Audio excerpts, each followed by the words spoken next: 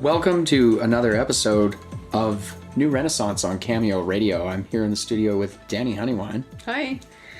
Today's episode's episode 15, the rest of the story, the Freedom Fair. We're going to be recapping the Freedom Fair a little bit. We're going to talk about what was that event. We're going to give the rest of the story. Yep. And get into a little bit about the Provisional Convention that went on there. So Free Press came and covered the event. You can check that out in the links and the Village Voice article. We had a town hall panel there. We had speakers. Yeah, there was people speaking, and there was 9 people that gave testimonials. Opening testimonials. Yeah. There's more. There's Village Voice article about that, right? So there'll be more detail in there. Yeah, and I might just briefly touch on testimonial and why it wasn't just, people giving a speech. Like, it wasn't a speech. It wasn't a speech, no. This was a testimonial given by some people who have expertise in some systematic approach. Right. And that was part of the provisional convention of the thing, right? It's these 18 development sectors we've talked about on other episodes. Exactly. And so what's a testimonial? A testament is a test of the mind. So these are experts who have been tested and who have seen something from a bigger perspective and are giving testimony as to the testament that they've experienced, the test that they've gone through. They've gone through those tests. Yeah. So that's why it's a testimony. And that's really important to know. Very, very important. It's a very critical point. It doesn't come from learning about something. It's the culmination of experience. It's their wisdom. It's wisdom. Really. Absolutely. That's what it was. So I want to definitely encourage people to check out the Village Voice. The testimonies, most of them, if not all of them, will actually get published in the Village Voice for perpetuity. And it will also be released in audio. Yeah, we'll have it as a podcast features and whatnot. So that was really something. The town hall panel was amazing. It came together really in this beautiful, organically. Just beautiful way. Totally organically, right? And that's the thing. Like, it wasn't a speech. People just threw down. No, it was stories. Yeah, it was really amazing. They really were able to tell their story. Yeah, and I think the venue really captured it. Absolutely. It was just such a beautiful venue. We had it at the South Caribou Theater. They were just the best hosts we possibly could. Incredible hosts. Amazing, Incredible right? Hosts. They've got the best popcorn in BC. Best price. Best price. Like, amazing. Where can you go? The seating is incredible. They're like lounge chairs. Oh, incredible seating. The hosts and the staff are...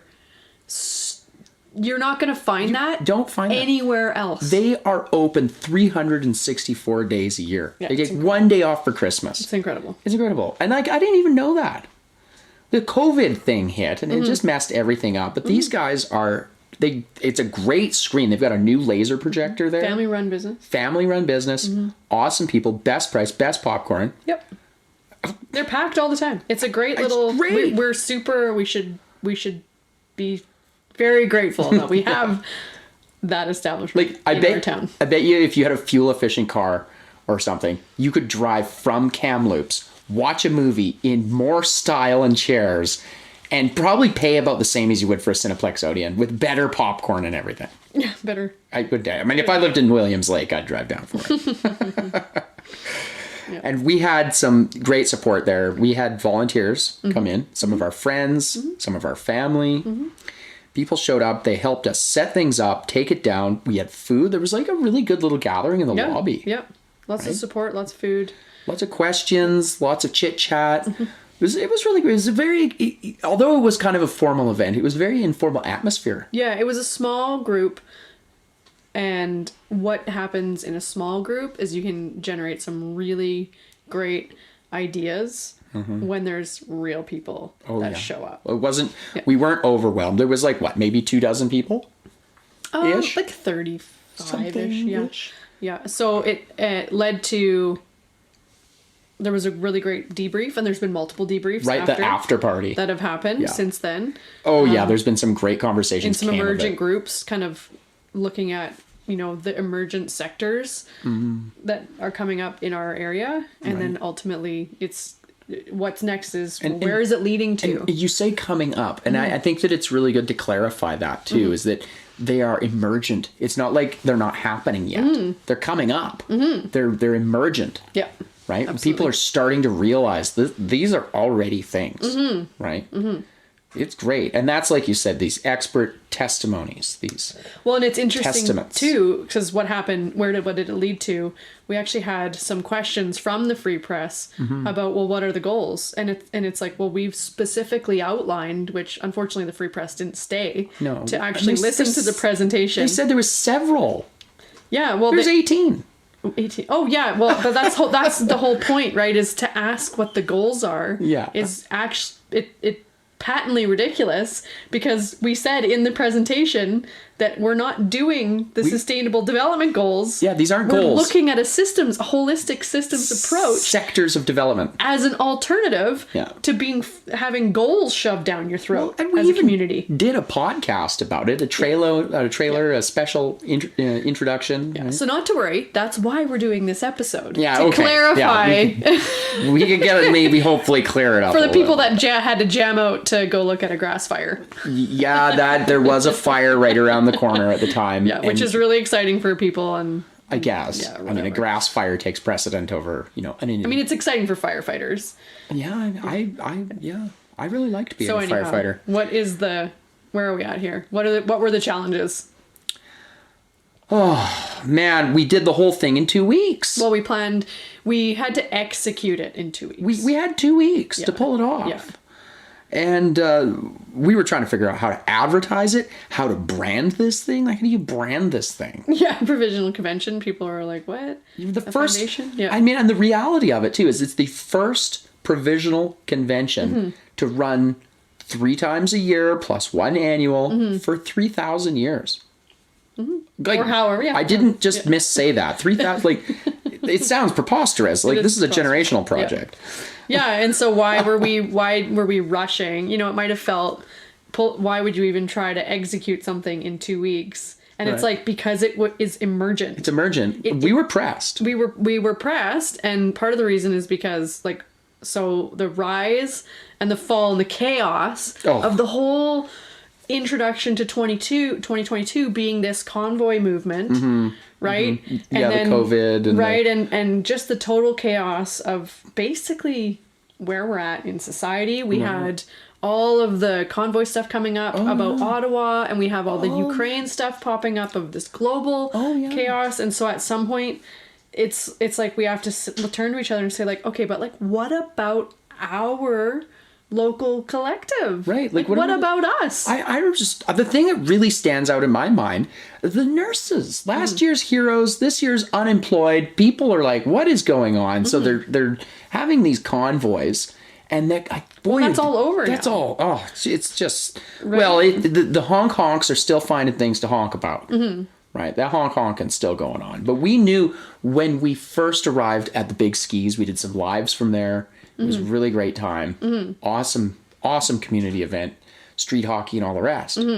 We always knew, and we said right from the first one, it's going to be great once we move this thing indoors. Totally.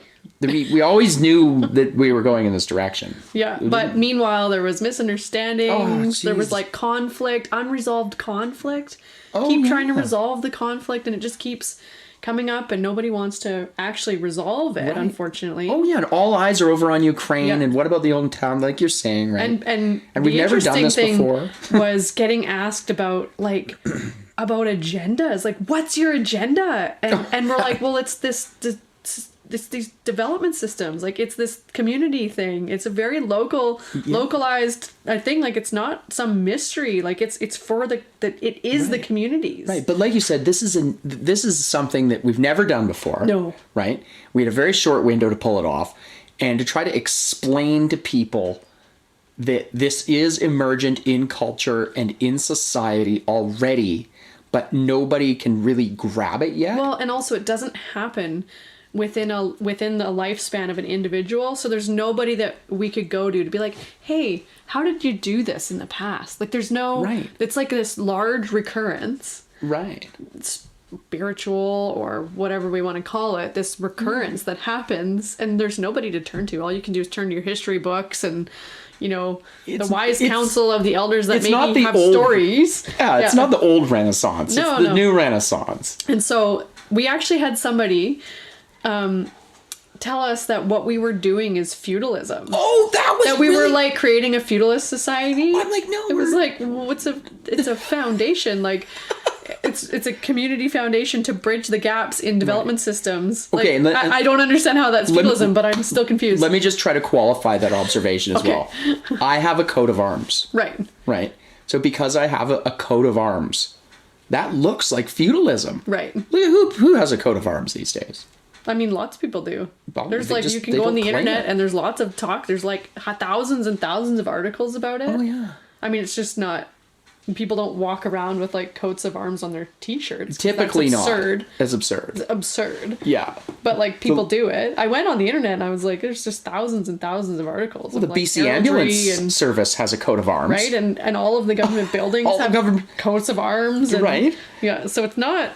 I don't know. It's been quite the experience. It's been I'll quite put the it that way. experience. I mean, we were infiltrated by clowns. Well, a clown. We still don't fully understand that whole I experience. really either. don't totally understand that, but that was really... So what do you do at a never been done before event? We had to try to fundraise. I mean, were we even fundraising? We weren't really able to fundraise. No, like... Because it's never been done and nobody really knows yet what's happening, like what it is. Right, It's and emergent, but it's like, well, what is it? Yeah, like, what is how do we it? get going in this direction Exactly, as a right. community? That's the really new part. So What was the hardest part about this? Like, really? We've never done it before. I think honestly the hardest part was that in general the reimagining of institutions doesn't happen. It's not a common occurrence in one's lifetime. That's true. And I've met other people that say, oh, I didn't think this was going to happen in my lifetime. And here we are. And here we are, yeah. And so everybody kind of knows. Right. But like you said earlier, there's no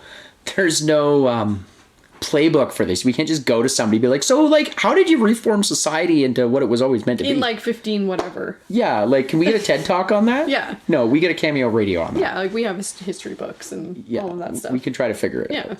Yeah. I think we're doing pretty well. But it's never the same. No. And like, what are the mistakes and how you learn from that? And that's, I think, what's happening on the globe right now. As far as I know, we're getting infiltrated by clowns and we got 2 weeks to pull off something that's never been done before. Yeah, basically. So I think that's good, though. That's also a test. It's a test to the mind. This is a testament as well to that, you know? We actually have one more powerful testimony that nobody heard at the Freedom Fair that we'd like to read. Right, Paul's letter. Yeah. And why is this letter so important? So maybe first I'll read it. Yeah, let's hear this letter. Alone. I have felt so alone lately. To be honest, when I was asked to write this thing, I was kind of excited. Then I sat down twice and tried writing from 2 different perspectives. One as a chaplain and another as a person. After a while, I was sitting here looking over my notes and trying to type them into a cohesive message. I heard a voice in my head say, I got nothing. I got nothing. I'm really tired of everything now most of the time. That's how I feel. I got nothing.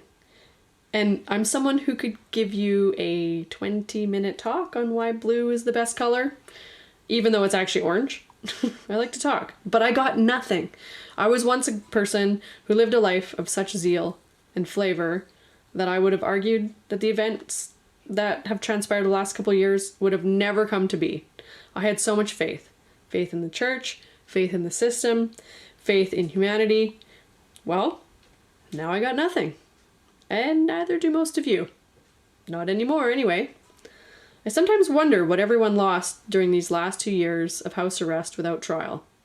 For me, I think the main thing I lost was hope. Hope and trust in my fellow man.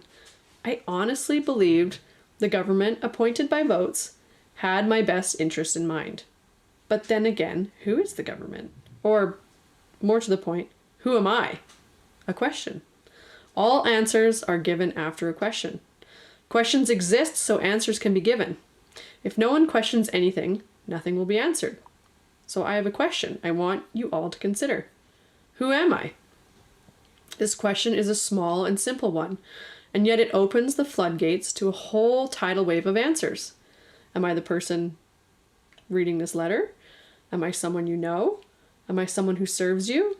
Am I someone you care about? Now ask this question. Who do you personally think you are? Everybody has a unique life, filled with unique experiences, filled with unique family and friends and circumstances. Everybody feels pain, sorrow, comfort, and joy. But who are you? And who am I? I am a Christian chaplain and your brother. Believe this and it is true. Don't believe it and it is still true. I ask these questions because over the last 2 years, we have lost the concept of you and I. These designations have been replaced with us and them. Us and them. Think about these words. Look around you right now, in this room. Do you see us and them around the world? Do you see us and them? Or do you see you and me? Because as I look around at each of the people I meet, in all of their individual glory, I see you and I see I. Some people I know and some people I will meet at a later date.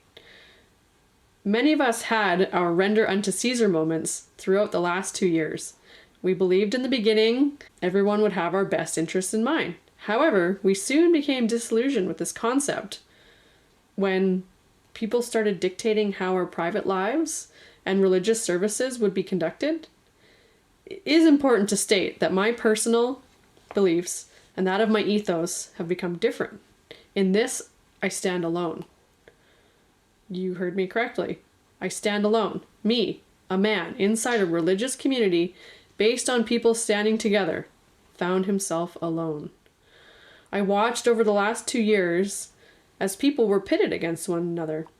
I could hear, but I wasn't permitted to speak.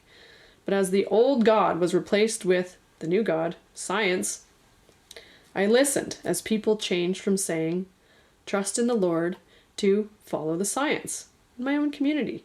I witnessed as people that wouldn't partake in experimental injections were now seen as subhuman and part of a problem. We, the people who did nothing wrong, were without trial, sentenced to house arrest, and it was based on nothing but hypothetical evidence. Push anything hard enough, and it either breaks or bends. Some of us broke from the restrictions. We became more and more isolated and hidden.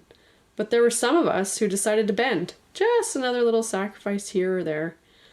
Just one more thing to keep going. Just one more thing. And then another, then another.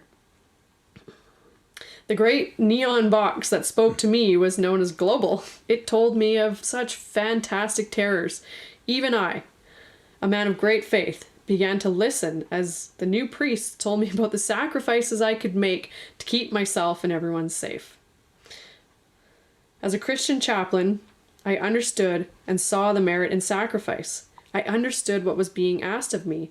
However, as time went on, I didn't see the miracles. We weren't being saved. Then the great and glorious masters, in their infinite wisdom, searched great science and found the missing ritual, the one that would finally set us free. And it was decreed that with untested experimental gene therapy, we could live up to Genesis 3:5 and alter humanity. Then we could remember the taste of the forbidden fruit. Maybe. Finally, after all these years of being made in God's image, we could remake ourselves in the image of whatever the heck we pleased. This is the fate of those who bent. But a lot of people broke. Those of us that broke, we have to put the pieces back together. Many of us were alone, or we felt alone, or we still feel alone, but we are not alone. My letter is not to cause anger, but joy, to tell everybody that there still is hope. I have found it, and that no matter what happens, no one owns anybody. I am writing this to you and for you because I serve you. And none of you, not one, are alone. I'm writing this letter not because I want to, but because I have to. I'm not someone who will rabble-rouse in the streets or call out the government. I am a true believer that judgment is in the realm of the Lord alone. everything that was done in the dark will be brought into the light. We know in the hearts of all the children. I need not say more on this subject. Everything will be handled in God's time, according to that will. I want to ask you a final question, if I may. Why are we here? Right now, at this moment, why are you here? Is it for change? Community? Hope? Why are you here? Sense of belonging? Maybe a reason I haven't even come close to understanding yet. Whatever the reason is, it belongs to you. No one can take that away from you. And it is your right to have your own thoughts and freedoms. The storm now has blown past, and the fire has raged, and the flood has drowned. The damage is done. We will have many days like the one of testimony, and small things will happen. But remember, even the tiny leaven leavens the entire loaf. And I promise you all, with faith the size of a mustard seed, we can move mountains. I want everyone to be the people that God intends us to be, or the people you choose to be. Either way, be kind to one another. Learn each other's names and faces. Be glad for each other's company. Rebuild trust. I know this wasn't much of a testimony. This is just how I felt during all of this. I miss my people. I miss my church. I miss feeling safe. People feeling safe near me. I miss my family, friends, and community. I miss live music. And like all of you during the last 2 years, I've missed out on so much. You are not us or them. You do not belong to anyone. You are here right now because you are free to do as you please. And lastly, you are not alone. From Paul. That is a good letter. Powerful. Yeah, very powerful. He wasn't able to attend the Freedom Fair or speak at the Provisional Convention. Mm-hmm. So he supplied that letter. Yeah, and the letter was really powerful because it tied together all of the testimonies. It really, yeah, not bad. Yeah, it really tied together all of the individual unique experiences that people shared on the stage. Interesting. So, yeah. And he wrote it before the event, and we read it after the event. Yeah. And it ties everything together. Ties everything together. Fascinating. Yeah. Fascinating. That is really something. That letter is great, and I'm sure we will hear more from Paul at some point. Yes, especially in the role of, or in the institution of chaplaincy. Mm-hmm. It's a very important role in our society. And very not well understood, probably. or known. Yeah. A lot of people don't know what a chaplain is. Mm-hmm. It's fascinating. So anyways, I'm sure we'll have another episode on that with Paul in the future, I hope. Yeah. And there was a few other people that didn't get to speak at the convention, but were equally as present. Mm-hmm. Big shout out to Lolo's Coco. Yeah. In the lobby. Absolutely. Great stuff. Yeah, actually want to... And macrame. Yeah. Beautiful stuff. Yeah, this is new in town, just getting started out here. Amazing Coco. Really neat. Former nurse. And just a really beautiful soul. Yeah, absolutely beautiful. And really inspired me at the event as to how simple it is when people come in and you create space. Yeah, you just create a bit of space. And they come in and they show. Yeah. They show up. She was really great. I got some of her chocolate. I think I got to sample a few different kinds. She hand grinds it. Mm-hmm. That's really something. Mm-hmm. I have a whetstone grinder. Right. I loaned it to her to try out. Right. So, maybe that's the first resource exchange from the Central Business Repository. Perhaps, yeah. Maybe that's just that becoming emergent. Mm-hmm. But I got to try a few different... Some of it had rose petals in it. Mm-hmm. I took some of the coffee. I had the cherry... Oh, you had the cherry one? Pecan, I think it was. It was really good. Delicious. Absolutely phenomenal. I know afterwards I felt kind of burnt out after the whole event because it was just such a big thing to put on in such short notice and all the rest. And I was sitting at home and I ate some of it and was like, oh, I see why the Mayans used this. Yeah, exactly. This is amazing stuff. Yeah. And regenerative. Right across from Lolo's Coco, we had JJ's Home Inspirations. Yeah, so Julie Joy had brought in JJ's is mostly known for Julie furniture. Joy? Julie Joy. Yeah. Mostly they're known for, furniture, mattresses, that sort of stuff. Right. But they have an incredible gift and wares section. Yeah, and on like the health backside. and yeah. yeah. And so there's some amazing stuff. So Julie Joy brought in a lot of stuff from that section. And one thing, a huge shout out that I want to make to their store is when you go in there and you go and shop and you go and explore the store, it's a whole experience. Right. And you'll meet Sarah, and the service there is like bar none some of my favorite service in town. And I just love going there because it's a whole experience. It's really fun. Absolutely. And the conversations are just fantastic. Fantastic. And that's the thing. That's I think why they showed up. The conversations. Right? Yeah. And they're the real people doing real things, real lives. You know? And that's just the Real Life Network right there in action. That's what it is. You know? That's just amazing stuff. That's amazing stuff. I was so stoked. And they've got these like, what is it? It's like an orgonite or orgon kind of generator bracelets that help with stress and stuff. Beautiful stuff. And really knowledgeable. I thought it was great. I'm going to want to go there. Moldavite spray. Moldavite spray. I'm just saying if you can get your hands on it. Oh, yeah. No, and the proof's in the pudding. People are like, that's granola. Crunch. But no, try it. Try it. You just kind of spray that around a little bit. Yeah, pretty neat stuff. So, what did we learn? What did we learn? I think we learned a little bit about, like, who are we? Yeah. Like, what? Everybody's like, you got an agenda. It's a feudal system, whatever. Who are we? Like, what is emergent past the realm of concept and all of this? What did we accomplish there? Who's out there? Who's out there? Who's looking at the bigger picture? Right.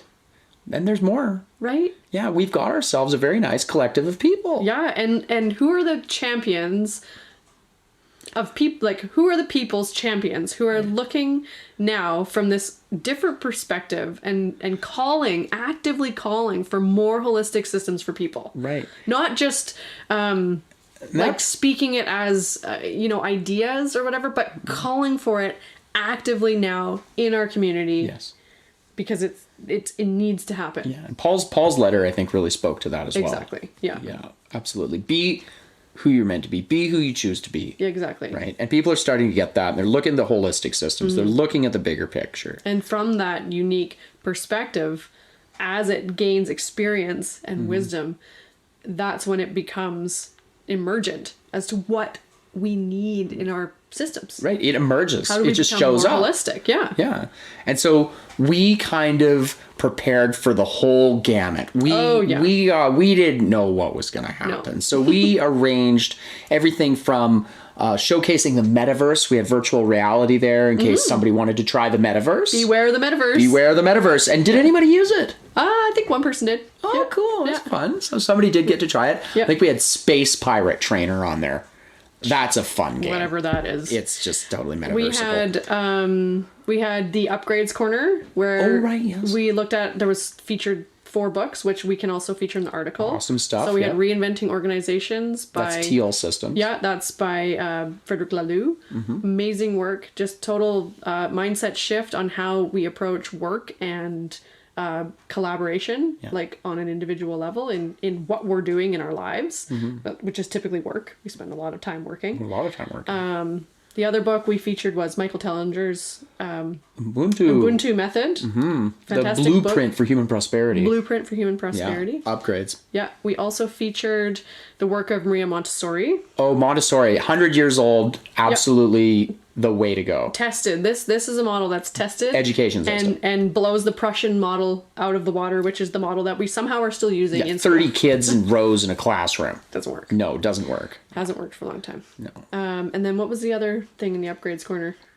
Oh, Civilization Starter Kit. Yeah. Open source ecology. Open source ecology. Yes. Yeah, so we featured some stuff, and that was a pretty big hit. There was some people that sat there and watched the whole thing through the breaks and stuff. Yeah. And I think one of the things that stood out to me around the Civilization Starter Kit is we're not starting a new civilization. We're kind of kickstarting what we already have. Yeah, exactly. Yeah, that's the idea. We're not going to like redo this. We're not reinvent the wheel. It's restorative. Yeah. So that was some stuff good. There, and we did kind of maybe overdo it in a couple areas. There was a few things that didn't get utilized. Oh, absolutely, and that's like we came up with a calendar, and we were really hoping that people would kind of select dates on there that might work for them for garden parties.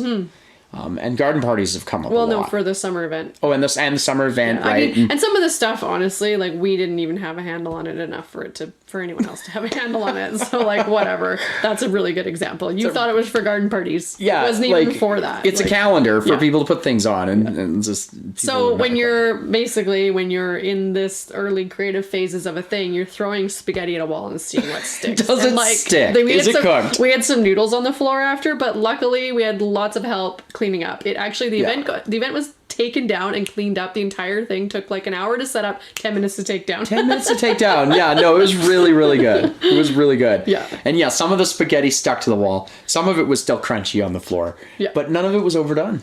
None of it was overdone. No. Did we really overdo it? No. You can't really overdo it in 2 weeks. No. So what were some of the solutions that emerged? Well, we got to hear from some really amazing people. Mm-hmm. And like we said earlier in the show, people can check that out, and the audios are all. And the best part about it was through the stories that you can start to see the solutions emerging. Absolutely. It wasn't somebody sitting up there saying, we need to have this and we need to reach this goal. And it wasn't a rant. It's stories, and hearing people's stories and their testimony helps us see better the bigger picture. And that's really the village voice. That is the village voice. That is the village voice. That's and so what it is. Certainly at the event we were encouraging folks to contribute stories to the village voice, and we might as well plug that again here, because if you go to the Village Voice, there's a button right at the top that says send us your story. So if you have something to contribute, a testimony, a story, anything, an experience, putting it in the Village Voice helps the community to notice it. Absolutely. Yeah, it's important. Absolutely.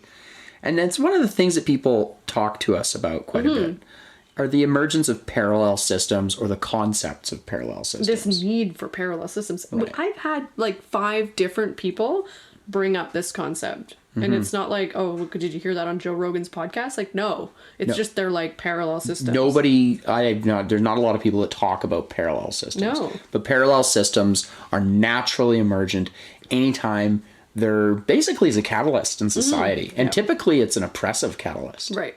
And there's beautiful stuff that comes out of it, and like a really big example of parallel systems is the concept of disruptive technologies. Right. Yeah. Disruptive technologies are revolutionizing the world. Bitcoin was a parallel system. Absolutely. Yeah. The advent of the electric car, Tesla, these rockets that can take off and land. Right. Incredible stuff. Uber, great example of a disruptive technology and a parallel system that puts people in control, and that's part of the upgrades corner kind of thing. Yeah, there's certainly challenges. There's challenges. Corporatized models that don't serve the people really, yeah. But they become oppressive. And that's something we were learning about, though. That's absolutely something we were learning, and so that all really leads into this new foundation. Now, this was a provisional convention for the emergence of the foundation here in the Caribou. Yep. And that foundation is still provisional at this point, as we're recording this. Absolutely. Yeah. So I don't want to jump into the future and say something that it's not. But it does look like we've got enough people for it to fully finish forming. And we have the material we need to do it. Yep. And the emergent requirements in society seem to be there. There's enough gaps that we need to build bridges. Yep. There's enough cracks that people are falling through them. Oh, big time. Oh, big time. Especially in small communities. Oh, yes. There's huge problems. And there's a lot of these organizations that just aren't meeting the need anymore. And so, I mean, a really good one, I love this. You and I have talked about this before. But the food bank, filling in the economic disparities from people who can't go to a grocery store and get what they need. Well, that's kind of goes back into that business model where there's some problems still, right? There's some issues with that. Jimmy Patterson could probably feed everybody in BC and I mean, the question is not hit his profit margin, really. The question is why do we need a food bank? Why do we need a food bank? Why do we need a food bank? Right. Well, like, obviously, if people need food, we need a food bank. But the question is why? Why? Yeah, why? What's the systemic issue there? What's the systemic issue? I mean, that's just one of many. Right? It's one of many. Yeah. And so one of the things we have that didn't start off as a request to fill that gap, it started off as just an emergent cultural thing, are these garden parties that went on last year. And those are coming up again really quick. Yep. We're going to have those coming up really quick. So that's a ton of fun. But the foundation, we're helping the community with its emergent needs. Yeah, and it's basically helping us remember that it's the people that have expertise. Yeah. Right? That's the harmonic that we'll operate with. People have expertise. People who go through experiences have wisdom. Yeah. And so this notion of trust the experts, it's absurd. That's the old model. It's absurd. Trust the experts. It's like, no. People have expertise. Right.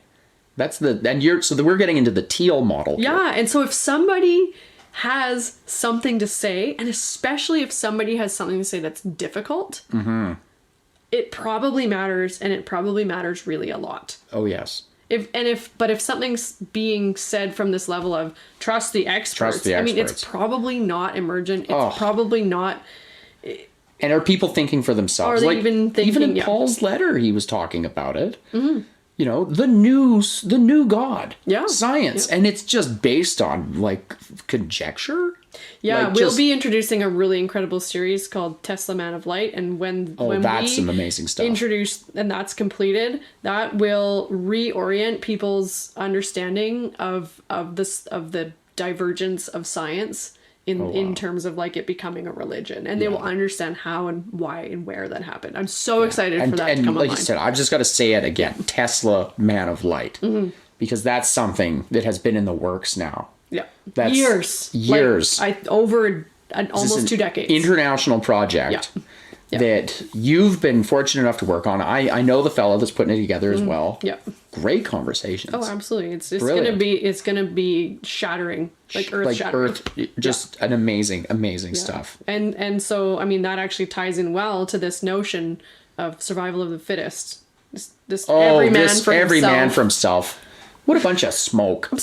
Absurd. Patently absurd. Every man for himself, survival of the fittest. No, it turns out that's not exactly the case. That was designed as a psyop to pit people against each other. Well, or it was, I mean, if you don't want to take that extreme approach. Are we a bunch approach, of angry chimps, maybe? Or it's just this idea that emerged somewhere that was carried across everywhere, and it got picked up as a business model, which is totally crazy. It's just nuts. The best businesses are cooperative businesses. Yeah, so that's otherwise we're in ties back into the foundation. Right. It's constructive vessel for the frustrations of the community. Absolutely, and it's a constructive vessel. It's a way that we can, instead of looking at a goal, we're going to look at a system, and that system incorporates everybody in it, not just the goal. Which is what? Who's running this goal? Where does the goal come from? And what is it for? And how does it benefit my community? Life on land? Life on land, yeah. Oh my God. It's more at the level of Klaus Schwab. Restorative and transformative justice. And we talked about this in episode 5. Right, yes. The Big Lie. The Big Lie, I really like that episode. It's just us. Justice is up to just us. Just us. Absolutely. So what's next here? We talked about the garden parties a little bit. And in the garden parties, we've been talking about a greenhouse project. That's emergent. And it just popped up in conversation, and it's a really good idea. And it ties in. It does tie in. It's a great first step. So the idea is community gardens, right? Champions of community gardens in the little communities, right? And maybe linked to restaurants would be really great model to follow. Yeah. And we can fill in some gaps in those economic disparities. But and I think at this point, honestly, it's more art, and it's in a lot of ways. And a lot of people go, well, community garden, well, there's one in town, and I don't get it, and people just don't get it. They don't get it because they're not doing it. And so that's all you have to do is show up and get your hands dirty. It's actually a great time. I had a lot of fun last year doing it. And so I don't personally expect any wild, we're gonna feed the caribou with garden parties this year. It's no, we actually have to orient people into what it is. And so having a community garden, that's in a spot that has meaning, and maybe a place that has food, now we've made the link of the system. Right. What's the system? Well, food is in a system where there's a garden and there's preparation of food. Right. Simple. Well, and I think one of the things to say, too, like you said, there's a community garden in town. There's other community garden plots. The community garden plots are good because everybody can go to it. But we also have gone to people's houses in this model previously. Yep. And some of those gardens didn't really get tended again. And some of them did. And I think to get on board with that, all you have to do is show up, make some friends. Really? And people who just like doing it will be like, oh yeah, I'll come give you a hand. Yeah. And breaking that ground early in the season and getting the harvest out at the end of the year is really important. And for people who haven't done it before, just tagging along, it's a great time. Right. We were making waffles. We were making smoothies. Yeah. We were traveling around. There's some commercial operations that could probably use our help. And if we can help them, those commercial operations. What are you referring to? Commercial? Well, anybody who has like a market garden. Oh, right. Yeah. You know, like Big Rock, for example. Of course, yeah. Big Rock's great. And they've had to... Biggest challenge. Human capital. Human capital. Absolutely. Labor. Resource. Labor. And hands so on the ground. You mentioned Ubuntu. Yes. Earlier. Yeah. Now, if people donate 3 hours a week into something, it can absolutely change unlock the entire face of the community. Absolutely. 3 hours of people are like, that's silly. There's no way. But you know what? I'll challenge anybody that's listening to this to do it. If you don't have 3 hours a week to donate into working with some friends in a garden in the sun and laughing and playing, something's wrong with your life. Right. I mean, maybe you don't like doing it, but there's lots of other things. Or maybe you've just never done it before. Or maybe you've done it. Yeah. Just do it. Yeah. Just do it. Yeah. Like the old Nike commercial. Our old, quote, friend, Nike. Okay, we're not spotting Nike. No. So... We're also, what's next, right? We've got garden parties. We're looking at greenhouse projects. Amazing stuff. We are going to hire somebody to coordinate and grow the Village Voice. Yes. The Village Voice Gazette is an amazing outlet. There's a ton of traffic. That's where the emergence will come to be recognized. It's functioning. Yeah. Like we created Wildflowers calendar.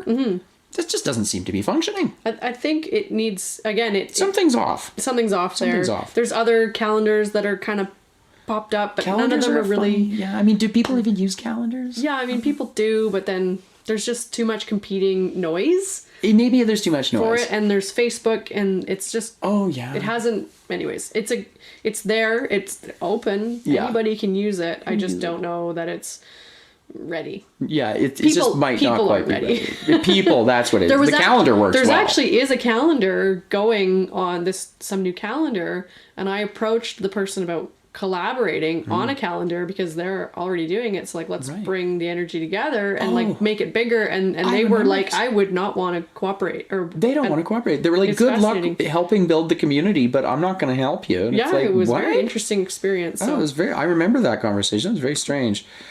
It was very strange. Yeah.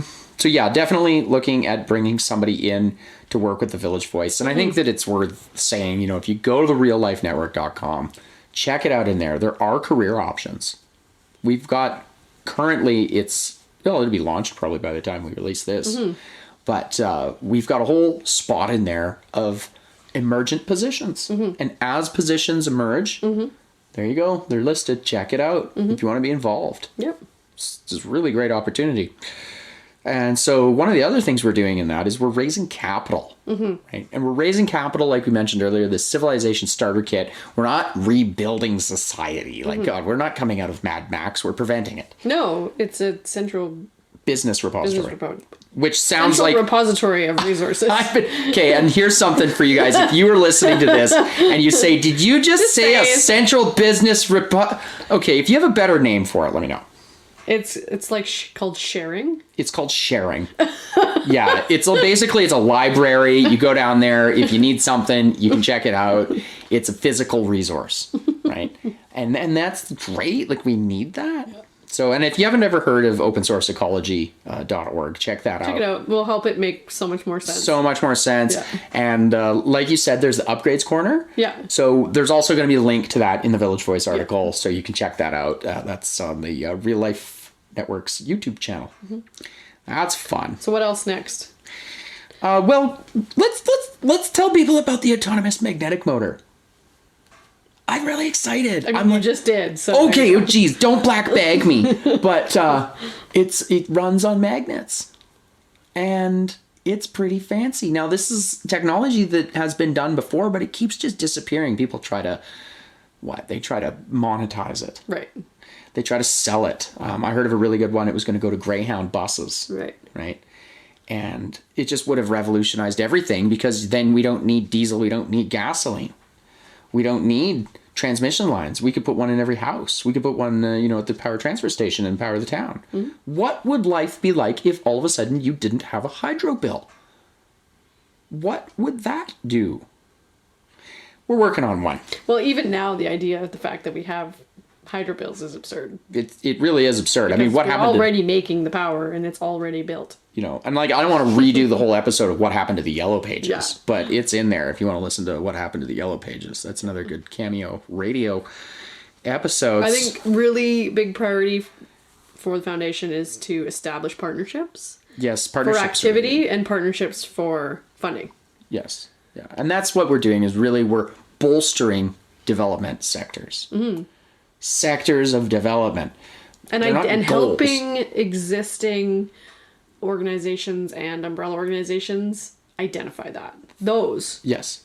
Because if we take that bigger perspective and we look at our community, we'll be able to identify who's doing what and where. And that's a big thing, actually. The surveyor is a position in the RLN, and currently we're filling it all in. Like we have lists of positions, and we're just tackling them as they pop up. Yep. And the more concurrent that those things become, the more that we need somebody to fill it. Right. Totally. So that's why we Spot the Village Voice. That's probably a part-time job at least for somebody. It could be full-time depending on how far somebody wants to go with it.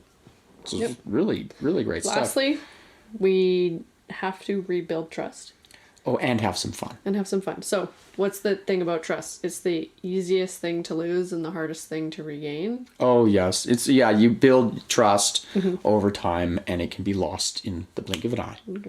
Yeah, absolutely. And it seems at a large level, like at a societal level, that's very much what's happened. Yeah. Well, what if we did it in an overnight summer gathering?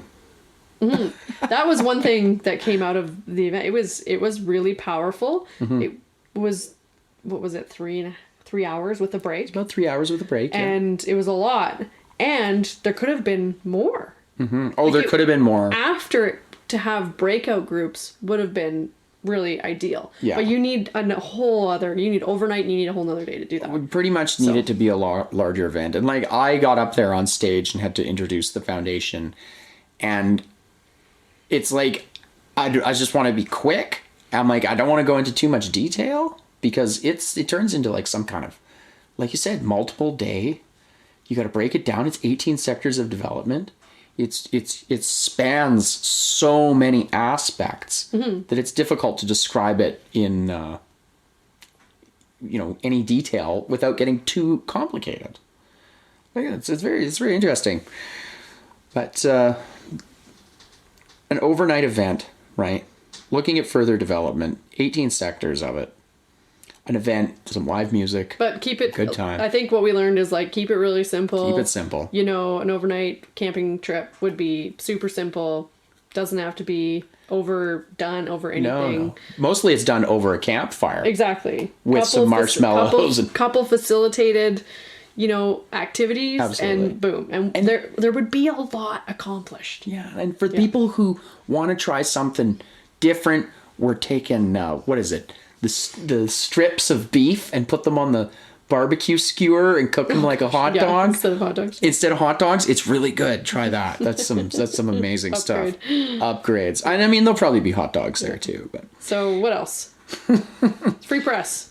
Free press was present. They had to run to get a grass fire story. To catch a grass fire. Yeah, so they kind of missed the presentation. We filled them in somewhat later, but they made a few little errors. Yeah, just some things that, for the sake of clarity, were misreported. Yeah. One being that the foundation was going to reopen the community garden. That's the sustainability. Yeah, that's the Sustainability Society runs the community garden in 100 Mile, the one by Donnex. And then there's another community garden that's plots that are purchase plots on the other side of the highway behind the red coach. Behind the red coach, behind the hall. Just to clear that kind of and so, and like, I'm happy to work with Peter and those people again. Oh yeah, no, it's actually part of the plan is to put energy like she knew in there. But to be clear, like, that's not the goal, some goal of the foundation. No. That's not what it is. No. Yeah. So I've come to know the Free Press a little bit better. I've been in the newspaper a lot lately and over the last year. That's kind of fun. I wouldn't say a lot. You've been in more than I thought I would be. Okay. Let's just put it that way. That's a lot for me. More than I thought I would be. And for various different reasons. Oh my. But I think that they're really getting a good bit on there. I talked to them the other day about what's going on in the area, and they were very interested at the diversity that's popping up in the area. There is a lot going on in the South Caribou. More than I even could imagine. Oh yeah, I mean, we don't even have a clue, right? We're phenomenal. This is what we're working on, and we're focused here, and we're trying to take a holistic view, but like, we can't see everything because if it's not coming into the Free Press or the Village Voice, like, how could people possibly see it? Know? It's not going to be reported on Global News, for crying out loud. We got to hear about that at the convention. Listen to the testimonies to hear more about Global News. Yeah, but ultimately, I think it's important to recognize that the role of the Village Voice is to fill those gaps where the black press media isn't going to go. No, they're just not going to go there. No, they don't. So that's building bridges and filling gaps. Yeah, and that's what the purpose of the foundation is. And that's, I think, something that the Free Press is interested in, that because that's not their mandate. They don't do that. They do a very specific role, and we come in and we build bridges over gaps that are too big to fill. Yep. And so that's really great. That's really great. And I look forward to working together more there. So, like, overall, how did it go? Yeah. I think it went really well. It was very constructive. Yeah. Very informative. Yeah. I learned a lot. A lot of interesting things expressed, let out. Let out, yes. Stuff that would have never been talked about 2 years. 2 years ago? No. 3 years ago? No. Never. You would have never heard this level of understanding, this level of awareness. Right. You never would have heard it just, put out there. No, you really wouldn't have. You wouldn't have. And the thing is that catalyst didn't exist to push that parallel system. No. And so what next? Well, I guess we've already talked about it. Well, I think we're going to do it again. We did that, yeah. Well, what next? We're going to do it again. Yeah. So I want to thank everybody for listening to this new Renaissance episode on Cameo Radio. This is Cameron McSorley. I'm here with Danny Honeywine. And we want you to check out that Village Voice article. Like and subscribe, all that sort of stuff. Check back often. We're going to have our next episode 16, coming up pretty soon. And I'm just really excited to see where this all keeps going. Absolutely. Absolutely. Stay tuned. Stay tuned. Get tuned. Stay tuned to get tuned.